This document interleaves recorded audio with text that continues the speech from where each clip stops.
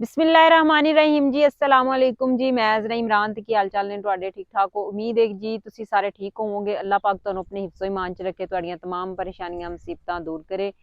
अच्छा नाज़रीन, अज जिहड़ा असी लगे सन ए खाला कड्डन। असी ते इहनू खाला ही बोलने जिहदे च पैली मतलब जिहदे जरिए पैलियां च पानी वगैरह लगाई दा गया नजर आ रहा है। अगर मेरा कैमरा तुहानू दिखाए, इहनू असी खाला बोलने। काफ़ी जगह ते लोग इहनू खाली नाली भी बोल दिंदे ने। एक जगह मैं सुनिया सी भाई नू इहनू नाली कहंदे आए ते असी ज्यादा इहनू खाला ही बोलने। ਅੱਜ ਜਿਹੜੇ ਇਹਨਾਂ ਦੀ ਅਸੀਂ ਸਫਾਈ ਕਰਨ ਲੱਗਿਆ ਨਜ਼ਰ ਆ ਰਿਹਾ ਹੈਗਾ ਇਹ ਘਾਹ ਜਿਹੜਾ ਹੈ ਨਾ, ਪਹਿਲੇ ਅਸੀਂ ਸਪਰੇਅ ਕਰੀ ਇਹਨੂੰ ਸਾੜਿਆ, ਇਹ ਹੁਣ ਨਰਮ ਹੋ ਗਿਆ ਤੇ ਹੁਣ ਜਿਹੜਾ ਨਾ ਕਈ ਦੇ ਨਾਲ ਇਹਨੂੰ ਨਾ ਮਤਲਬ ਛਾਂਗਣਾ, ਅਸੀਂ ਛਾਂਗਣਾ ਹੀ ਬੋਲ ਦਿੰਦੇ ਹਾਂ। ਸਾਫ਼ ਕਰਨਾ ਜਿਹੜਾ ਨਾ ਬੜਾ ਆਸਾਨੀ ਦੇ ਨਾਲ ਇਹਨੂੰ ਸਾਫ਼ ਕਰ ਲੈਣ ਕਿਉਂਕਿ ਨਰਮ ਹੋ ਗਿਆ, ਹੁਣ ਜ਼ਿਆਦਾ ਮੁਸ਼ਕਲ ਨਹੀਂ ਹੋਏਗੀ। ਤੇ ਤੁਸੀਂ ਮੇਰੇ ਨਾਲ ਰਿਹਾ ਜੇ ਤੇ ਮੇਰੀ ਮੁਕੰਮਲ ਵੀਡੀਓ ਦੇਖਿਆ ਜੇ। ਸਾਂਗਦੇ ਆ ਤੇ ਨਾਲ ਮੇਰੇ ਭਾਈ ਜਿਹੜੇ ਨੇ ਉਹ ਸਾਫ਼ ਕਰਾਉਣਗੇ, ਉਹਨਾਂ ਨੂੰ ਅਸੀਂ ਨਾਲ ਆਪਣੇ ਸ਼ਾਮਲ ਕਰਾਂਗੇ। ਹੀਰਾ ਭਾਈ ਆਓ ਕਈ ਲੈ ਕੇ ਅਸੀਂ।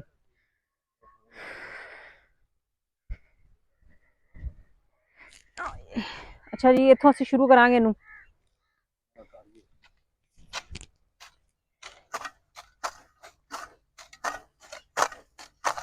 ਤੁਸੀਂ ਦੇਖ ਰਹੇ ਹੋਵੋਗੇ ਕਿ ਬਹੁਤ ਜਿਹੜਾ ਨਾ ਕੰਮ ਜਿਹੜਾ ਨਾ ਇਹਦੇ ਤੇ ਘਰ ਰਹਿ ਗਿਆ ਹੈ ਤੇ ਉਹਦੀ ਇਹੀ ਵਜ੍ਹਾ ਹੈ ਕਿ ਪਹਿਲੇ ਉਹਨੂੰ ਅਸੀਂ ਸਪਰੇਅ ਕੀਤੀ ਹੈ, ਜਿਹਦੀ ਵਜ੍ਹਾ ਤੋਂ ਸੜ ਗਿਆ ਹੈ।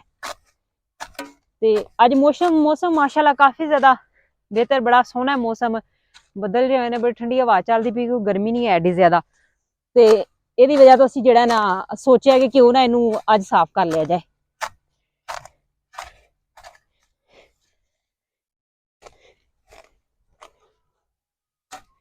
ਤੇ ਨਾਲ ਅੱਗੋਂ ਇਹਦੇ ਤਾਂ ਚੋਖਾ ਸਾਫ਼ ਕਰਨ ਲੱਗਿਆ ਹੁਣ 86 ਨੂੰ ਜਿਹੜਾ ਨਾ 86 ਦੀ ਮੁੰਜੀ ਨੂੰ ਆਹੀ ਪਾਣੀ ਜਿਹੜਾ ਨਾ ਲਗਾਉਣਾ ਅਸੀਂ। ਫਿਰ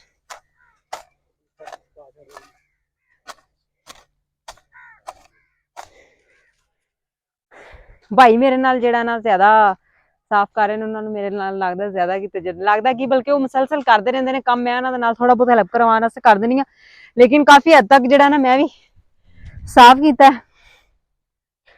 ਤੇ ਭਾਈ ਉਸ ਸਾਈਡ ਨੂੰ ਚਲੇ ਗਏ ਨੇ ਤੇ ਮੈਂ ਹੁਣ ਜਿਹੜੇ ਨਾ ਇਸ ਸਾਈਡ ਨੂੰ ਕਰਦੀ ਰਹਾਂਗੀ।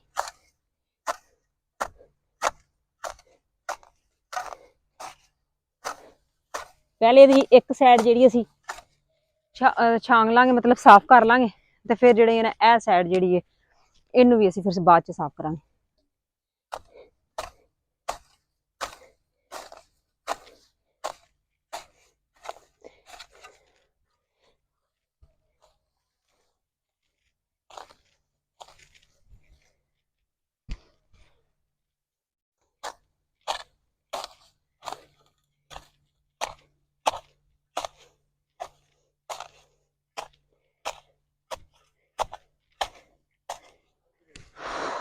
अच्छा जी, थोड़ी थोड़ी ऐ साइड साफ करिए तुहानू दसदे जाइए। पहले तेनू हत्थां दे नाल जेहड़ा ना घाह है तुहानू दस्सिया कि नरम हो गया क्योंकि इहनू स्प्रे कीती है, बिल्कुल बेजान हो गया है। ते बड़ी आसानी दे नाल जेहड़ा ना देखो हत्थां दे नाल जेहड़ा ना पट्टिया जा रहा है।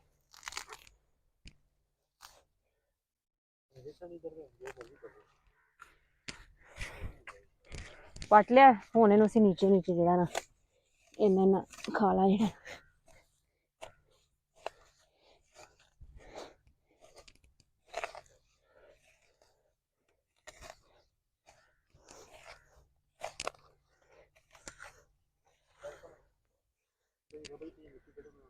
अच्छा रबा ये जी मिट्टी है ना जी तुम इधरों कढ़ते हैं बाहर तो मैं वो दूसरी साइड से चली जानी उधर करती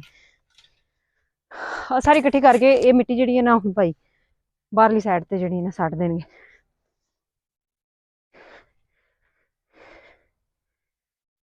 अच्छा जी, हूँ असी इस तरफ आ गए।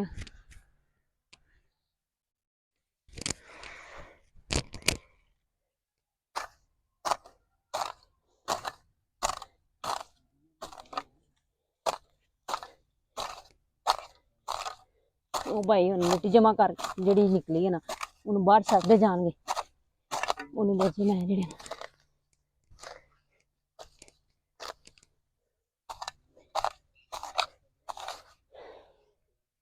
एक तो फायदा ना वेखो जी तुम मिट्टी नजर आ रही होगी जी गिरी हुई है तो खाल चौड़ाई च बड़ा कम नजर आ रहा है।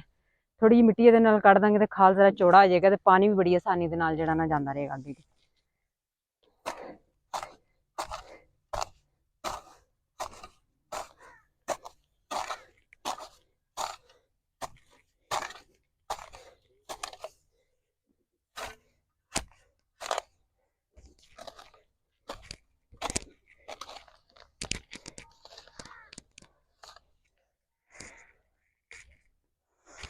इस साइड तो भी ਅਸੀਂ ਇੱਥੋਂ ਵੀ ਇੰਝ ਹੀ ਕਰਾਂਗੇ। ਪਹਿਲੇ ਇਹ ਘਾਹ ਜਿਹੜਾ ਨਾ ਚੁੱਕ ਕੇ ਨੂੰ ਬਾਹਰ ਛੱਡ ਦਿਆਂਗੇ ਤੇ ਫਿਰ ਜਿਹੜਾ ਮਿੱਟੀ ਜਿਹੜੀ ਹੈ ਨਾ ਇਹ ਨਜ਼ਰ ਆ ਰਹੀ ਹੈ ਜਿਹੜੀ ਉੱਤੋਂ ਜਿਹੜੀ ਡਿੱਗ ਗਈ ਹੋਈ ਹੈ ਖਾਲੇ ਦੇ ਅੰਦਰ ਇਹਨੂੰ ਸਾਫ਼ ਕਰਕੇ ਇਹਨੂੰ ਬਾਹਰ ਛੱਡ ਦੇ।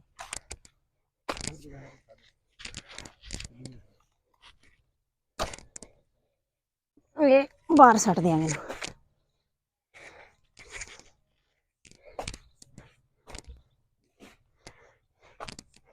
ਨਾਲ ਦੀ ਨਾਲ ਤਾਂ ਕਿ ਕੰਮ ਖਤਮ ਹੁੰਦਾ ਜੇ।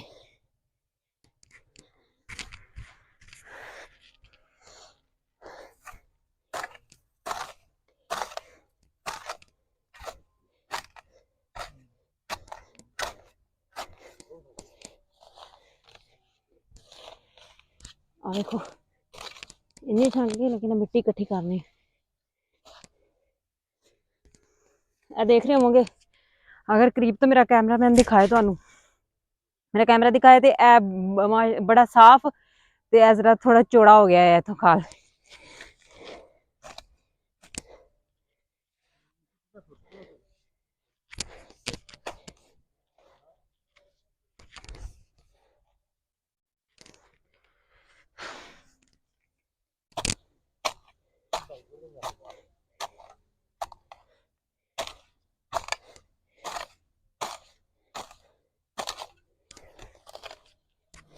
नालों छान के तो फिर असी इतों जोड़ा इन्होंने जमा कर देव। मिट्टी कुछ कुछ तो असीं नाल नाल सट्टदी जाने पे बाहर लेकिन वो भाई फिर लगे हुए नाल पिछे ते वो जोड़ा ना आपी मिट्टी सट्टदे रहणगे। देखो ਇਹਦਾ असल वजह तो ना ट्रैक्टर का टायर ज्यादा इधर हो के क्योंकि पैलियां अंदर जाने वास्ते रस्ता बनया है फिर ट्रैक्टर ट्रालियां वगैरह इतों गुजरदियां रहिंदियां ने तो वो ट्रैक्टर गुजरे है ना वो टायर कुछ ज्यादा ही साइड में होकर गुजरा है तो काफ़ी ज्यादा जी मिट्टी है ना आ देखो सारा टायर गुजरा है तो वो वजह से ज्यादा ही मिट्टी जी खाले के अंदर जमा हो गई है।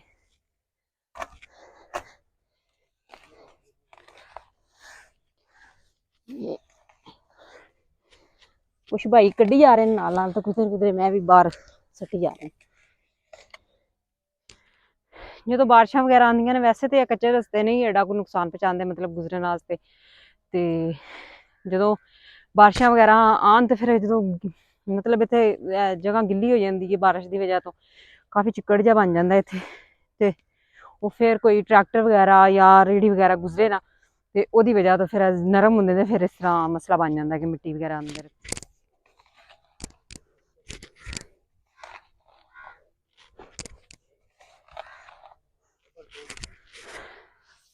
अच्छा नाज़रीन तो नज़र आ रहा है कि खाला जो असी सारा जो ना साफ कर दिता है कढ़ दिता दोनों तरफ तो बड़ा साफ हो गया है।